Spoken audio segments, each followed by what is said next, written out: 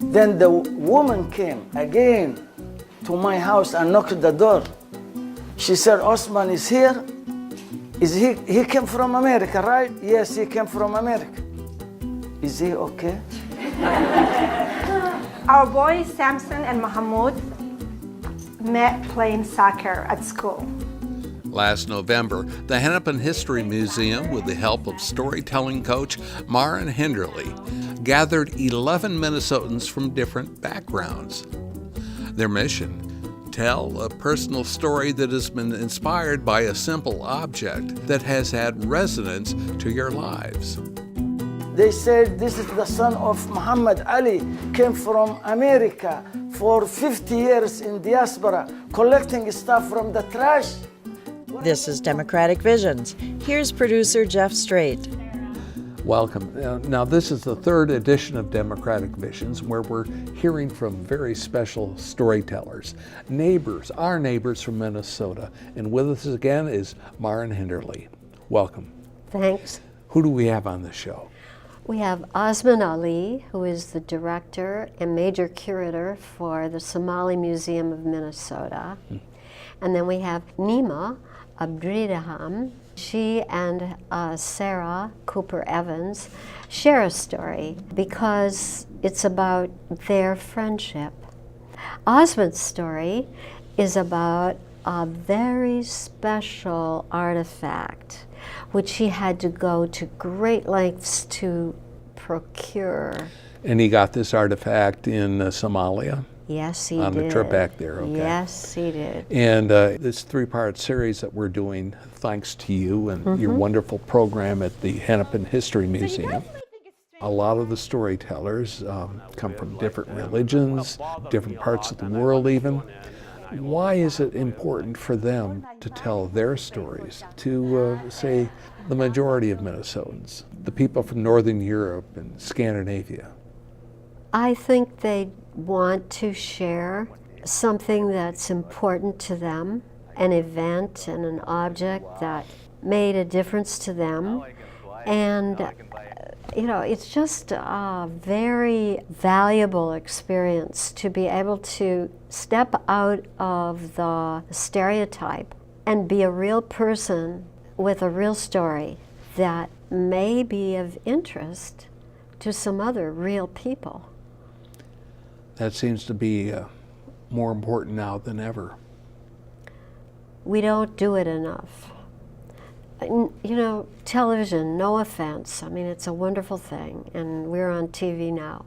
But television and the internet, even our iPhones, are isolating us.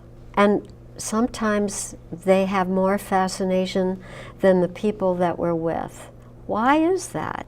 I find it irritating when I walk into a restaurant or, say, a cigar lounge. I enjoy the occasional hand-rolled cigar. And 3/4 of the guys there are looking at their phones. They're not talking to one another. These guys are doing this. People walking through a home doing this. People at church doing this. You know, it's distracted living. It's overstimulation, for sure. Yeah. Now, when different people from different faiths, different parts of the world tell stories, there's usually something the listener can relate to.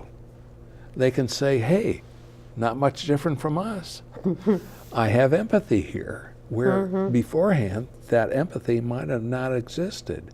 Now, you're not going to get that from a cell phone video or television, but you're going to get it from your own neighbors. Well, I'm very impressed by the next storytellers we're going to present here that you helped coach. Sounds good. Keys to homes in our hearts.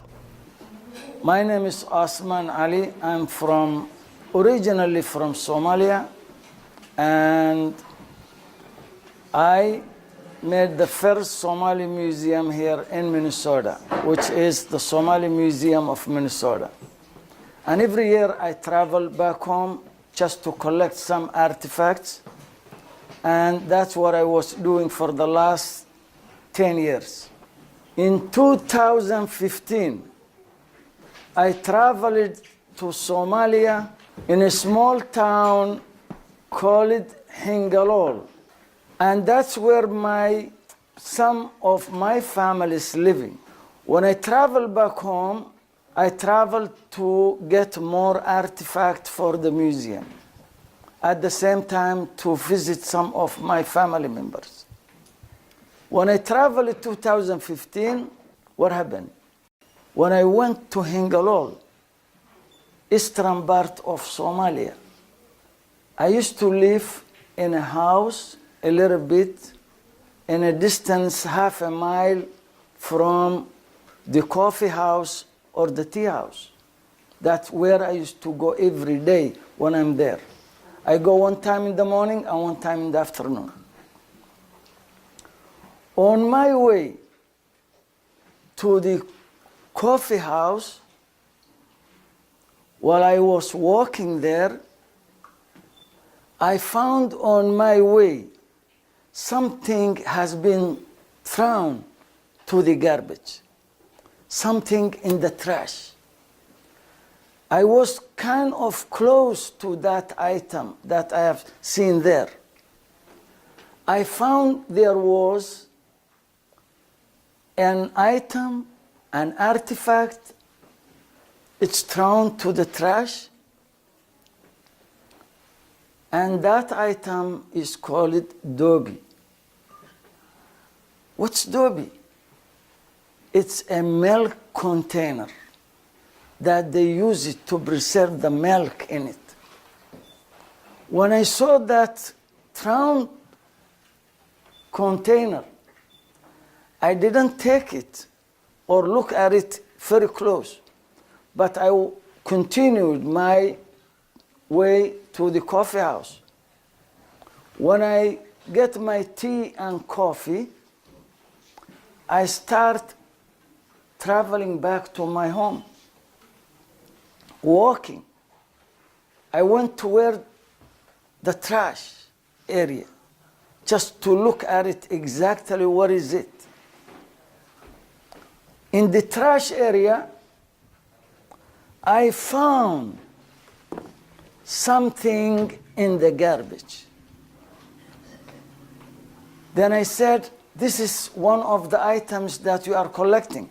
They threw it, but it's very value thing to me, very value item to me. Then I just went close to it, and a lot of dirty stuff was around the item. I took it like this, looking around, who's looking at me. And the idea there, someone came from America, and the whole small town, they knew who am I. They said, this is the son of Muhammad Ali, came from America for 50 years in diaspora, collecting stuff from the trash. What happened to him? There was an old woman watching me. And I said, what that woman need from you? She was staring at me and looking at me all the time. I took the thing and I walked all the way to my house. She was staring at me and following me. She's saying, this is Osman who came from America. Someone came from America. They think he's a rich guy. And they knew that I was for a long time there. She thought something wrong with me. And she followed me until I knocked my door. I gave it to my sister and my mom there, and I said, can you sanitize and clean this item for me?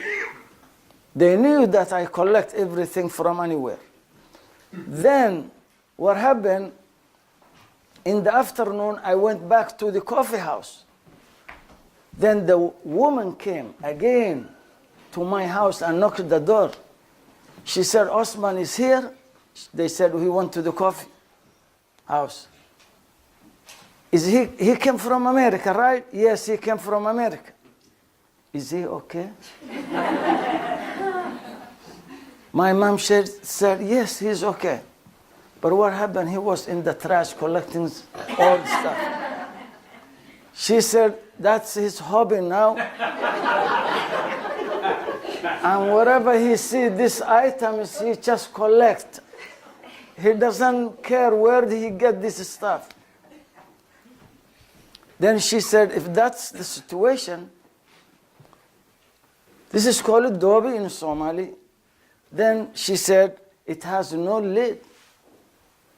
So can I help him? She said, what are you gonna do for him? She said, I'm gonna make a lid for him. Okay, she took it and she made this new lid for it.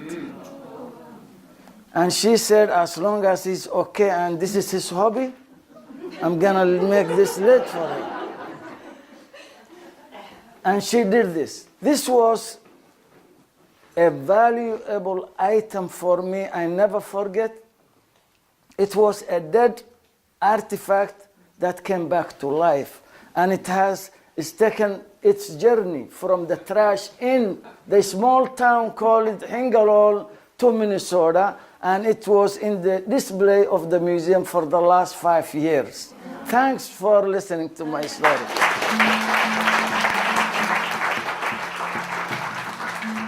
Now, when you're coaching, the audience is also important, especially if it's live.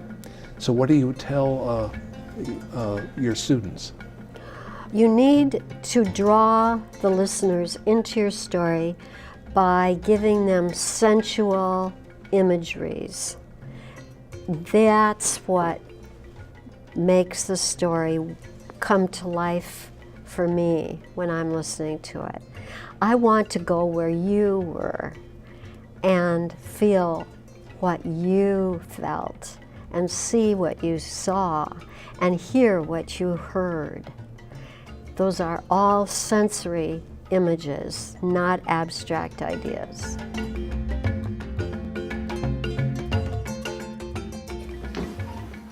Hi, my name is Nima. I'm originally from Somalia. I came here with my mom and my 6 siblings back in the early 90s as a refugee. My son Mahmoud opened my world for me. I'm Sarah, and my son Samson opened the world for me. Our boys Samson and Mahmoud met playing soccer at school. They played soccer at recess every day. Even now, Samson says, I chose nets. They have 4 stumps at school to kick the goal through. They love soccer. A few years ago, when I was choosing a school for my son, I chose Barton, which is a Minneapolis public school. And I chose it because it said it was all about whole child learning, lifelong learning. I was hoping to have 3 kids. I knew it was a K-8. I thought they could all be together for longer. But what I've gotten from that school has been so much more. A couple years ago, I had to let that school down. I was in a group that was planning to do the 100 celebration for the school. I was responsible for interviewing the founders of Open School, which was fascinating for me, and I was really excited to share all that information with everyone at the celebration in April. But about a week before, I was at the Children's Museum with Juna and Lee, my youngest, and I was coming out of the museum, and I was in St. Paul, and across the ticker tape it said, 2 killed at Lackland Air Force Base. At the time, honestly, I didn't think a lot of it. I knew that my friend Abby, that her husband worked there, but I really actually just went on with my day. But then later I found out that my friend Abby, it was her husband Bill, he had been shot. So a couple days later, I was at church sitting, and she called me and she said, "Can you come to Texas? Can you be with me? I need you here in Texas." So, of course, I said, "Yes, I'll be there." So I don't remember much from those couple days. I just knew that I needed to leave. I had to leave the Barton celebration. I had to leave all those interview notes. They're actually still in a notebook at home. I had to leave my husband and our 3 young kids. I left them with books I made that said, "Mommy goes to Texas." And I got on the plane. When I got there, I didn't really know what to do. I wasn't an expert in grief. I didn't know how best to support Abby, but I knew I was there. But I was also worried about what was going on with my family back in Minnesota. I had never left my youngest overnight, so I was feeling worried. When I called my husband, I said, "How are things going?" And he said, "They're going great." Nima came over, and she took Samson to play soccer with Mohammed at Pearl Park. She wanted to give me a break, get Samson some fun while you're gone. He said, and she brought sambusa. Yummy. Samson loves sambusa. And I thought, oh, okay. Nima's taking care of it with my husband. They got it. I can focus here on Abby. And then the next day, after the funeral service, I was sitting in Abby's kitchen, which was really big, and I was just sitting there, and there were people from all over the world, and we were all just in shock, not knowing what to do, and just surrounded by sadness. And I heard ding, and it was a text from Nima, and it said, "Hello, Sarah. I hope you are well. Just want you to know that I'm thinking of you." And I just thought, wow, here I am trying to support my friend Abby, who I grew up with, who I'm still growing up with. And here's Nima. She's not part of my past or my religion or my culture, but she knows just what my family needs right now and just what I need right now. And I thought right then, with my broken heart, that it was also open, and that our boys, that they opened a world for us.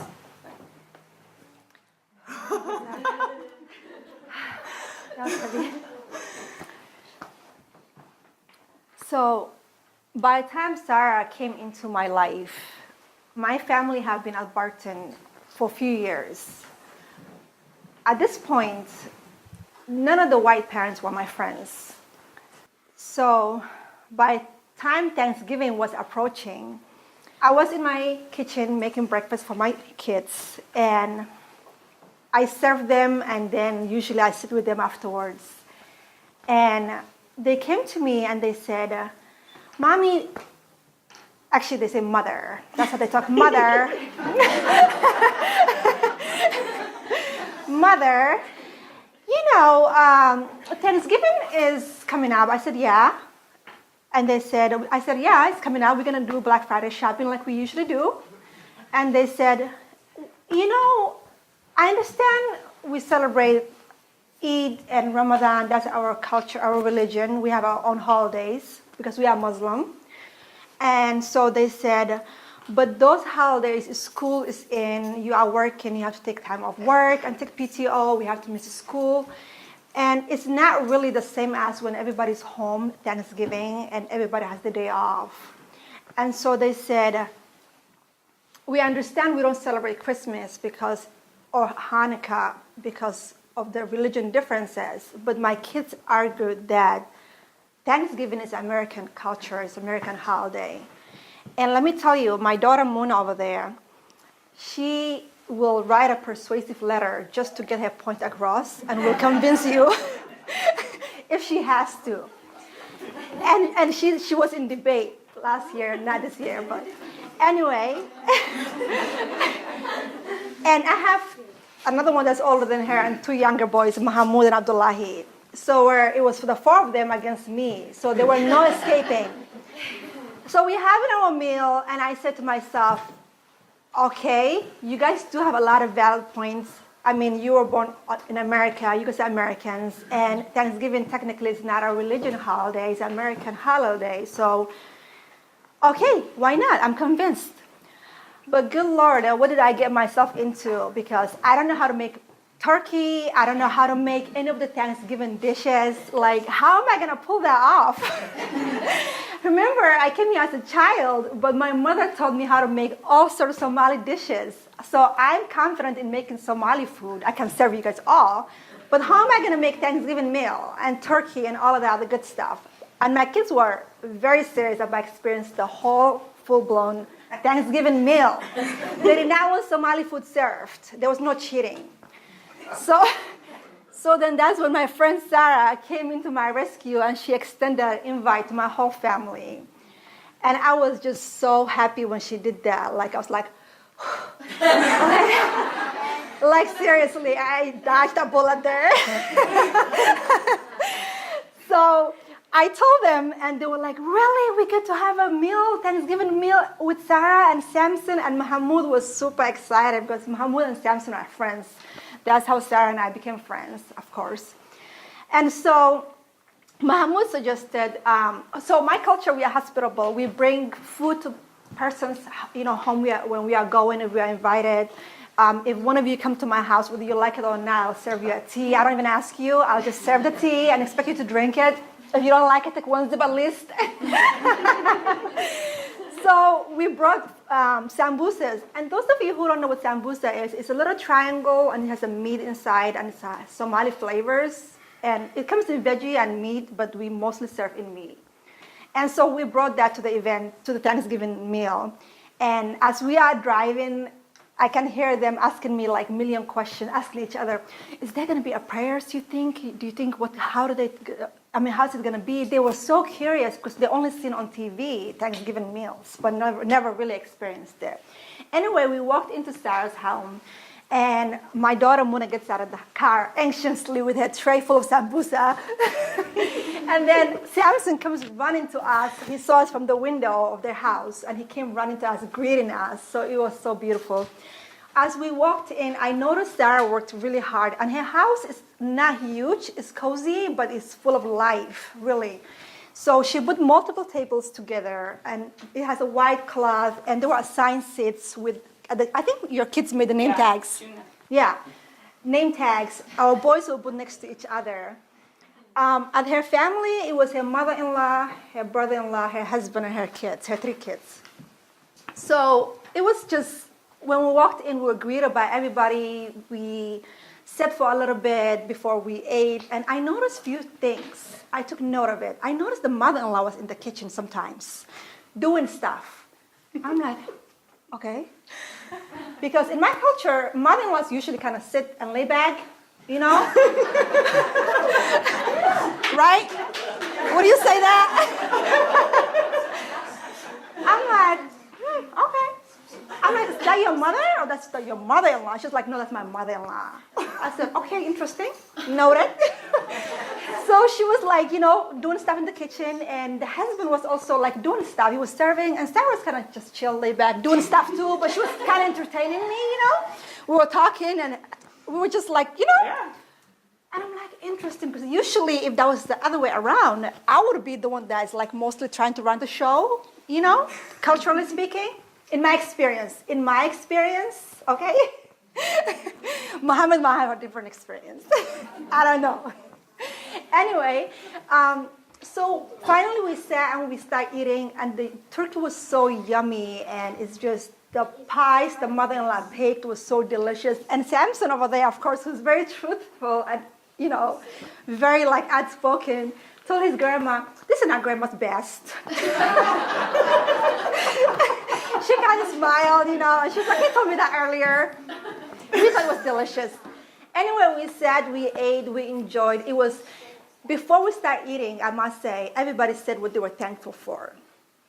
And here's the thing, at that moment, I was thankful for many things. You know, my kids being healthy, me being healthy, you know, having opportunities that maybe perhaps other people don't have. But at that same moment that I was sitting, I was thankful for experiencing our friendship and experiencing, like, here is this white family, you know, not Muslim. You know, I'm from Somalia originally. My kids were born here, but we are Muslim, and two families coming together, and it was just so surreal and so refreshing, you know, in this time.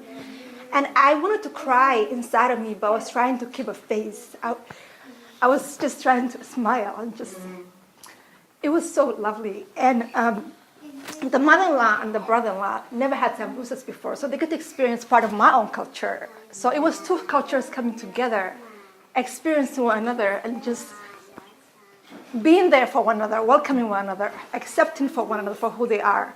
So for us to experience that was amazing. Thank you. There they are. What do you think? I just love their stories. I love to see them and hear them, and it's fun. Now, are there many storytelling groups in the Twin Cities that like to encourage storytelling of the kind you're producing? Oh yes, in fact, there's one called the Story Arts of Minnesota, and then there's a regional one called Northland Storytelling. Both of those are very active, and the Hennepin County Library System is a very excellent way for this to happen. And along with them, we are hoping to be able to use students who are studying the way you engage people in stories at the Metropolitan State University Theater program. And of course, we want another museum that is concentrating on a different culture. That's the girls. That's how they look like. The Somali Museum of Minnesota. Where is that located? It's on Lake Street between 12th Avenue and Bloomington Avenue. They have very interesting collection of artifacts and some wonderful storytellers there. They're the interpreters, and they'll give you lots of stories. So there are places to go. Oh, places to go and things to do. This is the city, Jeff. Okay, good. Thank you. That should be it. Maren Hinderlie can be reached at marenhinderlie.com. The Hennepin History Museum lives at hennepinhistory.org. Democratic Visions is handcrafted by volunteers through Southwest Community Television and Bloomington Community Access Television. Democratic Visions can be seen on select cable access systems and on our YouTube channel. This is Carol Sundstrom. And I'm so happy that Mike Hazard was so good with the camera.